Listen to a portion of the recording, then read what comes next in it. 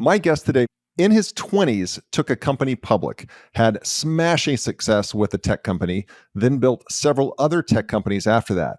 But his real love is music. And he's going to talk to you today about how he uses music and how his company uses music to help people heal, to help them transcend a tragedy or a problem that they're having, and really live a better life, a better existence. Just an amazing conversationalist, a wonderful guy. He has seen success at the highest levels. He's also experienced some real loss in his life that he talks about. And then you hear about the power of music, which is so cool to me because I love music, as you know, and Murray has the same affection for it and the same love for music, and it's great to hear him talk about. Enjoy this episode. I have the pleasure of interviewing Murray Hidary.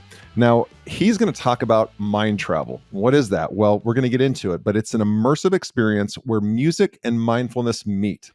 Through music, the language of emotion, the creator and composer, Murray, seeks to open the heart and healing and transformation with his evocative live piano compositions. And recently, the music of MindTravel has also served to bring awareness and a call to action on issues like social justice and climate change. But also, he has a road in tech, and he helped to build tech companies in the 90s and 2000s before he got into this concept of MindTravel. So we've got an entrepreneur and a creative type. This is going to be a great interview, and the listeners know I love music. So Murray, let's just jump into it right there. Awesome, Roger. Great to be with you. Let's jump in. My gosh. So this is a pleasure for me because I'm a musician from my youth and played my teens and 20s and then later my 40s. And so I love to talk to people that, make music, and music is a big part of their life. So when did that start for you? When did music become kind of part of who you are? Well, my earliest memories have music in them. It goes back to probably around 5 years old. I started playing instruments. The cello was my first instrument, and then the piano, very soon after that. So some of my earliest memories involved music. It was kindergarten, pretty much, is when I started my first lessons and little recitals in school and stuff like that. But as far as I can remember, music has always been kind of my constant companion. It was just always with me. And it just became this place that I was able to just kind of escape to disappear to as a young person. And so it always held a very special place in my life, in my heart, even at a very young age. Yeah. Do you remember the exact moment when you to me, if you're a musician, there's sometimes you can't always remember it, but there's that epiphany where, oh my gosh, I don't know what I'm even hearing, but it moves my soul. Like, I need to know more about this. I need to play an instrument, whatever. Can you recall a moment where, oh my gosh, that song or whatever, that performance, that hit me differently than everybody that's sitting around me right now? I just remember I was a pretty shy kid, and I used to always kind of stare out the window, driving in the back seat of my parents' car and just kind of looking out at the world. And I just kind of always imagined like this soundtrack out, to the world. And my folks used to always play classical music in the car, which was great. And so I just always had kind of those soundtracks, playing. But eventually, certainly by the time I got to high school, I felt like I had my own thing to say with music, and I wanted to create, and compose my own music. And so I pretty quickly went down that path. Wrote my first songs in high school, and wrote the alma mater to our school, and eventually became a music major in classical composition in university. Yeah. I think my best way to describe, like, if music's part of you, is you don't hear it, you feel it, right? You don't really hear music. It's how you feel it and experience it. And I could geek out about that all day. So yeah, well, and to the extent we feel it, it's, we have this saying, right, where when we don't have the words for something, we turn to music, right? Because our ability to express as human beings through language kind of bumps up to a certain ceiling. Even if you're, the greatest essayist or poet, or, I think the full saying is when we don't have the words, we turn to the poet. When the poet doesn't have the words, they turn to the musician. That's awesome. So it's like, yeah, there's only going to be so much limit that language can offer in terms of expressing the human experience. But music seems to pick up where that leaves off because it's multidimensional. Music is not just linear, right? Language, like when we're speaking now, it's linear, right? We put one word in front of the other, one sentence in front of the other. We create ideas, concepts, and we express them. But we only do it one at a time, right? We do it where I speak and you speak. If we're all speaking at the same time, it becomes noise.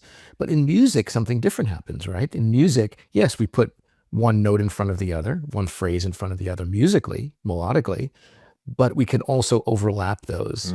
And now that becomes polyphony. We have more than one voice at the same time because multidimensional, and that becomes harmony. And so we start to express more than the sum of its parts.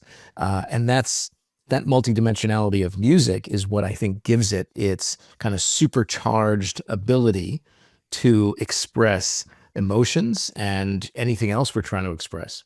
Emotions especially, by the way, because emotions, we're never quite experiencing emotions linearly. We think like, oh, what are you experiencing? Oh, I'm experiencing sadness now. Oh, then I'm experiencing, anger. Oh, then I'm experiencing joy. And but we're never actually experiencing it that way. Under the surface, it's more of an iceberg of emotion. There's just a lot of layers going on. We try to put words to some of those emotions, but ultimately there's just such a multidimensionality going on. But music, given that it is this very layered language, can actually give expression to the layers of that emotional experience. Yeah. That's one of the best explanations of music ever. Like really. All right, let's I guess we're going to step forward in chronologically. So just to clarify, cello, piano, did you pick up any other instruments? Or was that kind of your main? I did in college. I got to go to Japan and I fell in love with the country. And I heard for the first time, talk about a moment, I heard the sound of the Japanese bamboo flute. And it just grabbed me by the soul, if you will, and just arrested me in its yearning and just the angst that was in it. And then, of course, I find out that the Japanese have this wonderful phrase where they're like, the sound of the bamboo flute is the sound of the bamboo yearning to go back to the ground from which it was plucked. Oh my gosh. It's like, okay, thank you. It's like that's what I'm talking about. Yeah, it's deep. It's deep. So I studied the Japanese bamboo flute, specifically the repertoire of the Zen Buddhist monks in Japan for centuries wrote a whole repertoire of pieces that were specifically for music meditation. And so I studied with two great masters I was very fortunate to study with and learned that repertoire. The music was actually in kanji, in Japanese. I had to learn that. And then study the flute, which was a very difficult instrument, very, very challenging instrument. But it was it's a very spiritual and very connective instrument as well. When you say you had to translate the music, is the music still, bass, treble clef? No, it's not in Western notation. It's in it's in Japanese notation. They developed their own system of notation. Oh my gosh. This is going well before Bach, well before, the Western notation that we had. And so they're in Japanese kanji symbols. And it's read top to bottom in columns as opposed to, left to right. And there's all the markings that you need. It tells you what note to play, the duration, and when to breathe and all the phrasing. It's all in there, but I had to learn that whole other language from my teachers. Yeah. I did not know that. I thought music was just universally, this. Wow, that's cool. That's super cool. And now today, of course, they'll translate, that notation into Western notation and back and forth, right? But historically, like the Zen monks were in their monasteries and they were scribing it with beautiful parchment and ink, and they would scribe these gorgeous scores, and then they would play them, and the scores themselves are artwork. I mean, they're just stunning calligraphy from these great masters. Wow. Thanks for sharing that. Thank you. That was super cool. This segment is sponsored by Rockbox Fitness Franchising. Take control of your destiny and join the boutique fitness revolution with Rockbox Fitness. If you're ready to make a real impact in your community and own your own business that empowers people to achieve their best life, then Rockbox is the opportunity you've been looking for.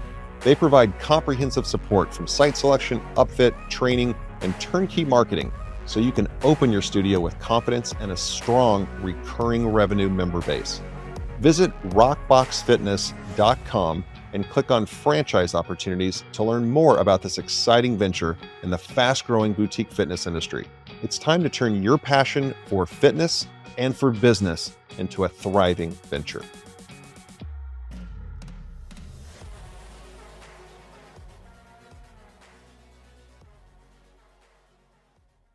All right, we're going to take a slight diversion now. Again, we'll go in chronological order, but you go to NYU for a music degree, but then when you come out, it appears, if I've read your biography and done the research correctly, that then you kind of went into tech. That's right. And speak to that. Yeah. So I studied classical composition in university, and when I left university, I was like, okay, how am I going to make any money with being a classical composer? I didn't want to go into writing jingles for commercials or TV or that kind of thing. I'd actually met composers that go into that. Typically, that's where someone with my education would go. And then I would ask them, like, when did you write your first symphony? And they're like, oh, there's no time for that. You're on deadline all the time. Oh, wow. And like, the money's good. You can make a good living, but you're never writing what you actually want to write. Yeah. And I was like, oh my God, that sounds like a form of torture, a form of hell, you know? Yeah. And I kind of got that message at that early stage. And I started to teach kids how to play music and music appreciation and piano. And I was like, this is not going to get me to where I want to kind of get to in life and see the world and all that. And so then I was talking to my older brother. He was always into computers and tech when we were younger. When I went to music camp, he went to computer camp, coding camp. And he at the time was working at the NIH doing all kinds of brain research and, medical research. And he saw the earliest days of the internet back in the early 90s, because that's where it was. It was in the government. It was in academia. It was in that field. And so he says to me, have you ever heard of this thing called the internet? Now, it sounds like a crazy question, but back in 93, 94, that no one had heard of it. That was quite a reasonable question. And he says, all right, I'm coming to New York. I'll tell you all about it. And we look at it and we're like, this is going to change the world. This is so exciting. And we didn't know how, we didn't know what, we didn't know when, but it was so exciting to just see where it was going to go. It was actually just when the web was about to start. It was pre-web, all text, but it was connecting computers. It was connecting people. It was connecting information. And one of the core values that drives everything I do is connection. That's what actually drives my music. Is about connecting with others, connecting with myself, connecting with the universe. And so even though it had nothing to do with music per se, it did tap into the value of connection. And that's what sparked my interest, my curiosity. And I just leaned into it so naturally because I knew nothing about programming or technology, but I knew about connection. I knew about possibility. And so he and I then said, we should just jump into this and see where it goes. Now, remember, this is just as Yahoo was starting to form its browsable directories. This is when Netscape was just getting going. I mean, these are the earliest of times. And so this is pre-Google. This is pre any of that. Amazon didn't exist, none of it. So we were just so curious and we got into it. And then we built a company called EarthWeb. And for many years, we were the preeminent web building shop. We built some of the largest websites on the internet, from the Metropolitan Museum of Art in New York City to the New York Stock Exchange, to many, many others. And then we actually had a whole network of websites for techies. So it was like tech websites for tech people. And the biggest one till today is dice.com, the job board career site for tech people. So you're looking to find a job, and that's where you would go. So we built all of that over the course of a bunch of years, took that public in the late 90s, right at the kind of the peak of that insane roller coaster. So in 98. And, I was 27 and we took the company public after starting it when I was about 22. We had venture capitalists and investors, and we had hundreds and hundreds of employees, and it was an incredible ride. And Yeah. even till today, on places like LinkedIn and Facebook, all of our employees formerly who are just out there in the world now, some of which got married, some of which had kids together, some of they all come back every now and then to these posts and post pictures and memories and all recounting kind of what a golden era that was Yeah. of all of us in our 20s or early 30s and just building something and having fun and being creative, and it was a really golden era time.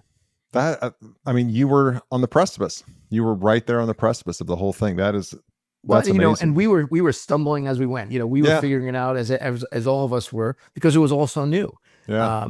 And the interesting thing is that music actually played an integral role during that time, because we had this gorgeous office on Park Avenue in New York City, overlooking the whole world. It was stunning on the 38th floor of this gorgeous skyscraper, and I had a piano, Roger, in my office, because I never wanted to lose touch with music. It was so important to me, but it was important to me as a personal practice. It was important to me as my own personal expression. And so people would ask, in the evening, like, "Oh, where'd Murray go? We need him for." Oh, he's in his room. He's in his office playing the piano. So Yeah. I always played at the end of every crazy startup day, so that I was fresh, ready, balanced for the next day. And that's Wow. how I would always reset and kind of manage through the stress. So even back in that early period, I was using music in this way. Way healthier way to decompress than three bourbons. So That's right. way, Yeah, way better. that was never my thing. Yeah, way better, way better. So what happened then? Because if you went public in '97, you still had a couple great years in the market before Yeah. the 2000 crash. So how long were you part of EarthWeb, and when did you finally step away from that? Yeah, so we took it public. We Yep. then did a whole series of acquisitions with our incredible stock and cash, Yeah. and we built the company further with about 24, 25 acquisitions of other Jeez. websites. And I spearheaded that part of the strategy personally, with a team that would travel around the country, and I would meet with entrepreneurs that had small websites, larger companies.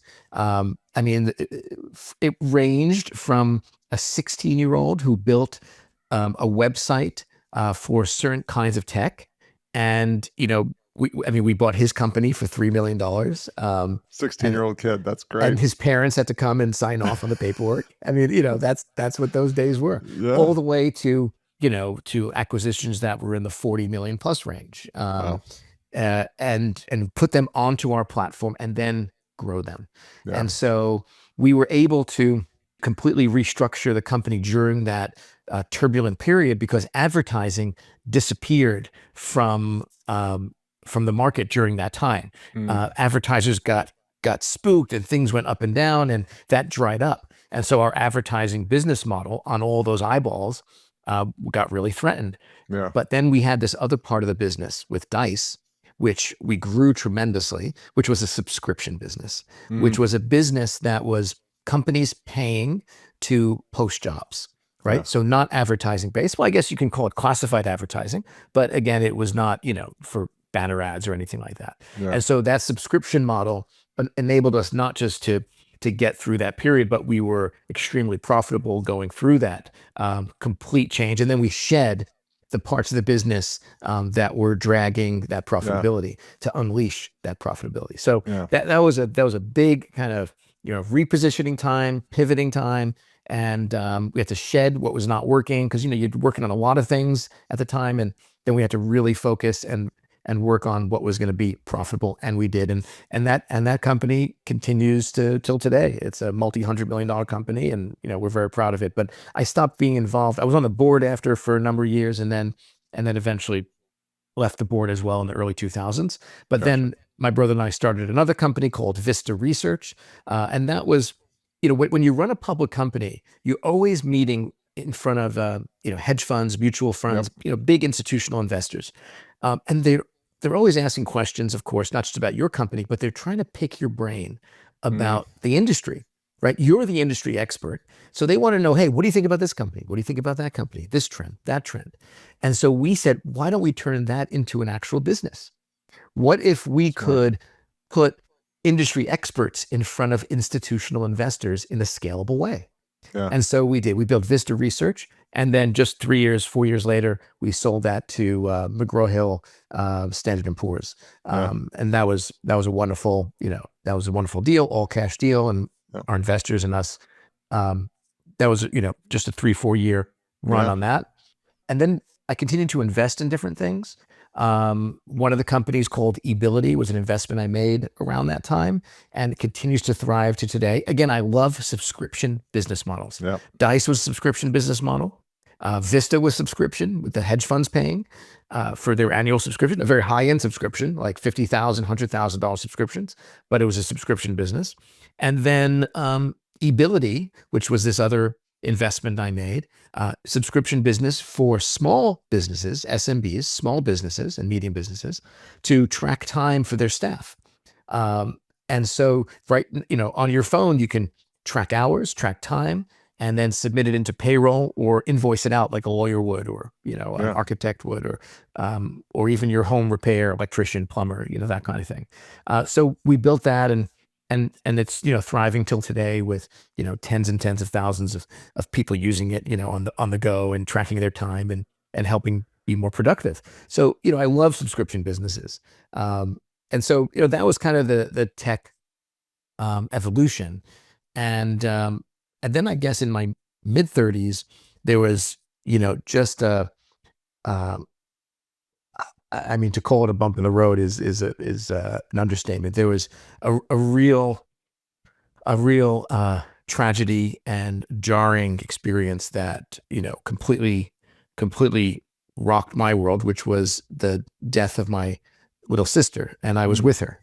Oh. And so there was an accident, and she was only 23, and so everything came to a screeching halt in my life, Yeah. and you just have to deal with what's right there in front of you, and dealing with the pain, and how do I get up tomorrow.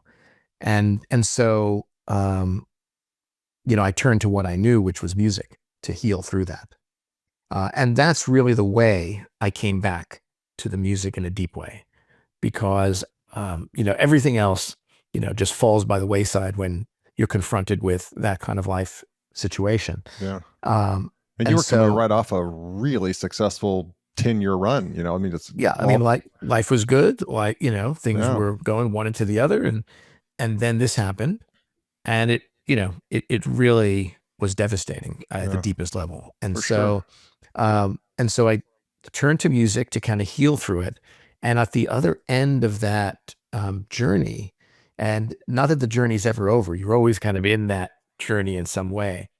But there was a kind of a transmuting of that kind of pain and trauma that really opened up into a deeper love for my sister and for everything. And I just found such a beauty through the music in all of it, even through that tragedy, maybe because of that tragedy in some strange way. And so, I decided that I wanted to share this music and this experience that I had with others. And that's when I made that real kind of shift in my life.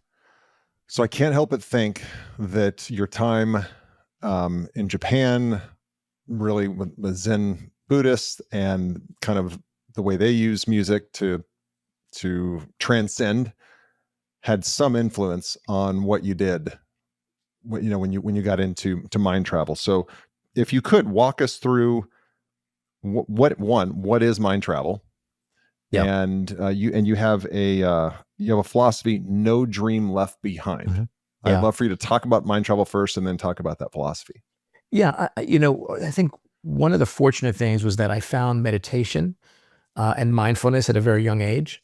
I was a teenager when I first found it through books like Siddhartha by Hermann Hesse, books written by Krishnamurti, a great philosopher and teacher, and many others. And it was a time when people weren't really talking about meditation and Yeah. mindfulness and all of that. It was much harder to find. But I did find it, and it really spoke to me, those Eastern philosophies, those Eastern ideas. Then when I was in Japan, of course, I went really deep into that. Stayed in Zen monasteries and studied and meditated. And so I did have that as a tool to fall back on. And one of the, of course, great teachings in these traditions is the impermanence of all things. Um, Mm. and so that, everything is ephemeral, everything is impermanent.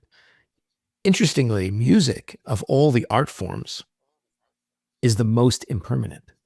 If you compare music, say, to painting or sculpture, um, y- you know, uh, yes, ultimately everything is impermanent. Even a sculpture will erode, but it'll take tens of thousands or hundreds of thousands of years. A Yeah. painting, hundreds of years, thousands of years, and then it's it. Um, but music only exists truly in the moment. You can't Yeah. actually touch it, feel it. It just is. The instrument is not the music; it's the vibration, and then the Yeah. vibration is just energy that dissipates. And so I found that to be stunningly poetic as Yeah. well. Um, and of course, when you're dealing with such intense grief, having this confrontation with impermanence, with change, with all of it is occupies your whole existence. Yeah. Um, and so it's about accepting, right, that which is hardest, which is the ever-changing nature of all things, when we desperately want things to remain the same. Yeah. And we do everything in our power, all of us, to keep everything as stable In as control. possible, in Yeah. In control. control. Yeah. But ultimately, anything can be ripped from us at any point.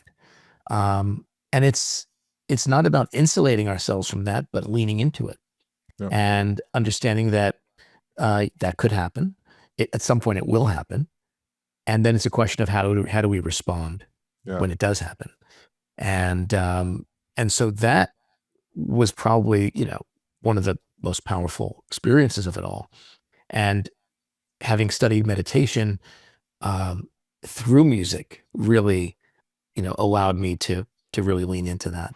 This episode of the podcast is brought to you by ThriveMore Autopilot. The latest data shows a large amount of small to mid-sized business owners are living paycheck to paycheck, and that is not why you started a business in the first place. We all start businesses to create the freedom in our lives that we want and to give us options. But to do that, you need more leads, and you need to turn those prospects into long-term paying customers. Well, the solution is ThriveMore Autopilot. ThriveMore Autopilot is the turnkey solution to take the stress and the hard work out of new customer acquisition, which is the lifeblood of any small business. ThriveMore Autopilot works on your behalf to generate a waterfall of new leads through various channels, to nurture those leads with proprietary AI solutions that mimic human interaction, to sell memberships and help you increase your monthly recurring revenue, and they even provide you coaching and your team coaching on the most effective sales techniques and give you a community of other like-minded business owners. ThriveMore Autopilot is how you scale your business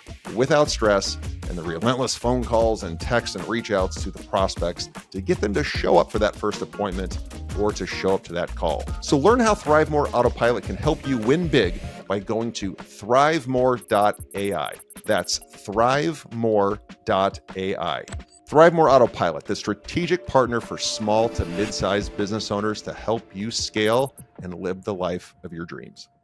So when you talk about mind travel, you want people to I guess I'm trying to figure out and help the listeners understand. So if let's say somebody experiences a loss in their life, whatever that may be, would they then seek you out for this experience? Is it a series of experiences? What?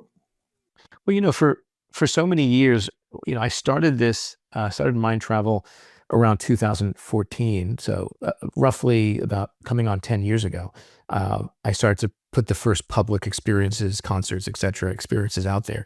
But I never spoke about my own grief journey. It was almost too sacred for me. And Yeah. I just didn't feel comfortable publicly talking about it. Um, those closest to me, of course, knew, but I didn't publicly talk about it. But it was certainly felt, I think, through the experience and through the music. And so even without people knowing my own story, Roger, they would come up to me after a concert and share their own pain, their Mm. own stories of grief, healing, etc. And I think because the music holds the whole arc of the human experience, Yeah. not just the grief, but also the joys, not just the loss, but the love, all of that. And so it was being communicated. Now, what I attempt to do, what I aspire to do with MindTravel from the beginning till today, is to bring music and mindfulness together, mostly in nature, because nature is so connective and healing. And I wrap that in community. We put the piano on the sand on a beautiful beach, and then we've got hundreds and hundreds of folks surrounding the piano in this big, beautiful circle right by the ocean, typically at sunset. And then I actually put the whole audience in wireless headphones so that they can hear the music and hear my voice incredibly directly and intimately. So it's a very immediate experience. And that Yeah. also offers people the freedom to move through the experience. So they can take a walk by the shoreline and listen to the music as if they're in the front row, because they have the headphones on. Yeah. And so now that you got your feet in the water, you're reflecting about life, and the music is carrying you on this uninterrupted journey for an hour and 20 minutes. I don't stop and start in the middle like a typical concert. I'm not playing pieces that people know, or um, uh, it's a real-time composition. It's an improvisation. Each one is different, and it's extemporaneous. It just creates a soundtrack to what we're all experiencing at the time in the moment. Without interruption is key, because then the mind, and then in turn the heart, is not being interrupted, starting and stopping. Yeah. Once you go in, you want to really go in deep, Yeah. and so that's where the music takes you. Wow. Wow. I I had no idea the concept. That's really, Yeah. really that's amazing. What is the philosophy "No Dream Left Behind"? What does that mean to you? And that's the framework, if you will. If we think about kind of what are the frameworks we use to govern the choices we make in life, whatever those might be. For Hmm. all of us, is a series of choices we're making literally every day, every week, every month, big, small. And what are the frameworks that we're using to govern those choices? Now, if the choice is, what's for lunch, that has a little bit less consequence than, what career should I go into, or who should I marry, or should I have children, or what? These are all big life decisions. Yeah. Now, for me, the framework has always been, um, this. There's two kind of synonymous terms. One is Latin and one is Japanese. They mean similar things, but one is in Latin. It's memento mori, M-O-R-I, and it means in Latin memento, from the same word as memory, remember, um, and mori, like from the same word as mortality. Remember your mortality. Remember Mm. your death. Remember your impending death. Yeah. Remember that one day you will die, Yep. right? And so the idea is that um, you kind of make decisions from that perch, from Mm. that point of view of, like, if I am on my deathbed, you know, looking back on my life, how will I feel about this decision I'm about to make? Yeah. You Yeah. know, and and that's, of course, goes to the whole core of the short term, long term payoff. Yeah. Um, kind of tussle that we each have within us. Do I have that dessert, to satisfy my urge now, or, should I really make a healthier choice, in that way? Yeah. So, and there's obviously, there's a spectrum, and there's a give and take to all of Yeah. it. And there's a balance for all of it for each person. But that's generally, the frame in which I make these decisions. And mind travel was no different. I got to the point where it's like, it's not about how much, money we make and about all the toys and the things we have, but about kind of the contribution that we're making. Like, Yep. what are we actually contributing as human beings, as beings that have this incredible ability to express? What are we expressing? What are we creating in the world? Yeah. And so that's what I wanted to look back and have created. Well, and Murray, your use of the word impermanence earlier is still sitting with me. Like, if you just go about your life knowing there's impermanence in everything, except for maybe the memory, and the impact that you have on others, right? You can have that impact that can last on well beyond you. And that seems like what you're doing. Um, my listeners know I'm an avid reader. You talked about some of the Eastern philosophies that you read, but is there not any, and it can be any book that you've read that you would like to recommend to the listeners that would help them take that first step towards living in the moment? I get, to be a little cliche here, but living in the moment, understanding that sense of impermanence and making a decision that, the tomorrow Roger is glad that today Roger made that decision. What is there a book that you could recommend that you've really enjoyed? Oh, absolutely. It's the book I mentioned earlier really set me down that path, and I come back to it. I've read it probably 20 times over the Yeah. years, maybe more. It's the book Siddhartha by Hermann Hesse, Okay. Hesse, Siddhartha, uh, and it won the Nobel Prize for Literature back, in the what was it back in the 1940s, I think. So it's this spiritual hero's journey, and it's just a classic text and short book. So Yeah. you can read it in pretty much a sitting or two. Yeah. And it is just delightful. And it's Okay. packed with so much wisdom and so much insight that every time I read it, I'm like, wait, I remember that being in the book last Yeah. time. And it's only like 140 pages. So I'm like, Yeah. yeah, that's incredible. So I highly recommend it. Love it. We'll put that in the show notes. And I'm like you, like I'll go back and reread a book 7, 8, 9, 10 times. And Yeah, you will at the 10th time say, how did I miss that paragraph? Like that is absolute knowledge bomb right there. But I've read this 10 times.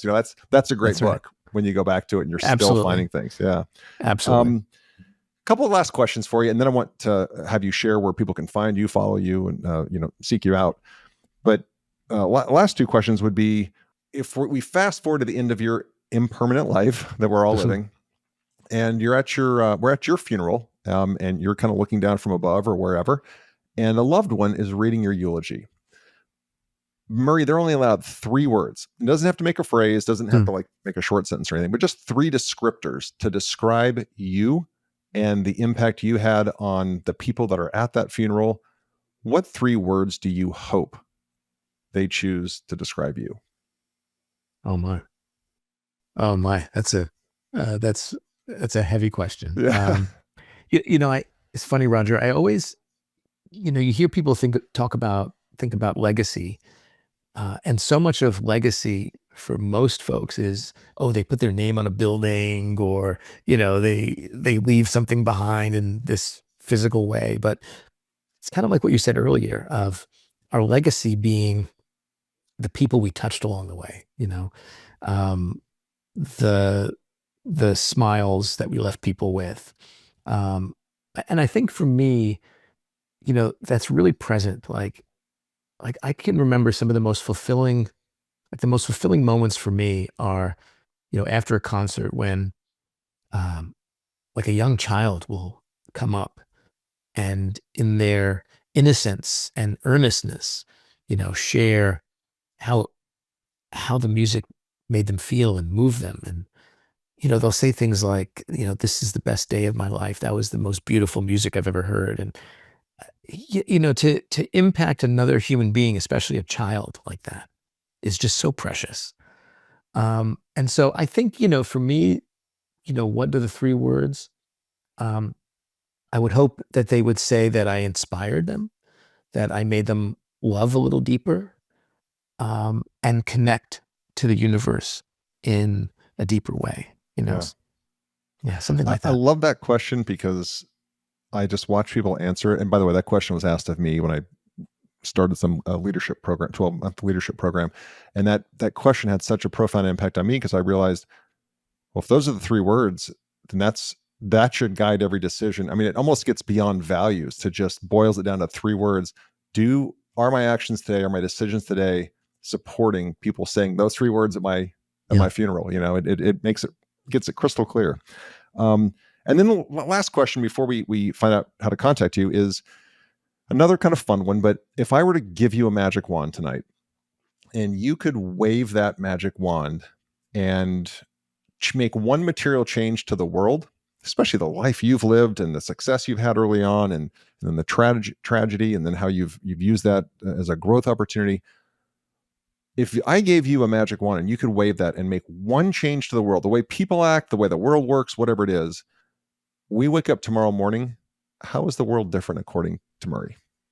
Oh, wow.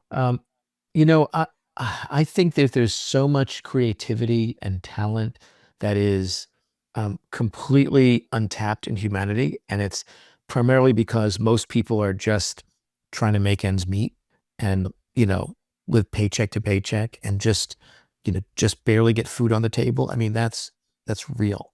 Yeah. And so for me, I would want to I would want to live in a world, in a society, globally, not just in this country, but globally, where we had like a minimum basic income, where that idea really actually happens, where there's this floor of human existence that exists, right? Where we don't have to worry about, food. We don't have to, and healthy food, right? Not Yep. like unhealthy food, but like people are getting healthy food, they're getting clean water, they have clean air, and those basics of human existence, that's taken care of. That we have healthcare that's taken care of. Okay, now from this base, let's create. You want to go start a company? Yeah, go raise money. Go inspire people with your idea. Do you want to, invent something? Great. You want to build a family? Great. Whatever you want to do, we build from this base level. I think we need to get there as a more evolved society. Yeah. Great. Murray, the most important question that I can ask you is, how can people connect with you, follow you, find you? What are the best ways? Yeah, easily at mindtravel.com. You can see everything we're doing there. And then Instagram is the most active of the platforms where I am. So you can just come check out Murray Hidary on Instagram and send me a message. And hopefully I'll see you at a virtual experience or in person. We do Yeah. about 130 concerts a year in person and other Wow. ones virtually. So lots of opportunities for anyone to come find us. All right, we'll put the website and your Instagram handle in the show notes for people to easily click on. I just want to say thank you. One, such a great conversationalist, and I really enjoy your take on music and kind of the view that you put on that as someone who just music moves their soul. Some of your explanations really connected. So thank you for your time. Awesome. I really Thank you, appreciate Roger. it, man. Yeah, Awesome. yeah. Thank you for tuning in to the ThriveMore podcast. Don't forget to take a look at the show notes for any of the resources that we mentioned during the podcast. And if you haven't already, be sure to hit the subscribe button and turn on your notifications so you have access to the latest and the greatest. You can connect with me on any of the socials at Real Roger Martin. And be sure to check out our website, ThriveMoreBrands.com. There you'll find information on the brands we support and information on franchising. Thanks again for tuning in.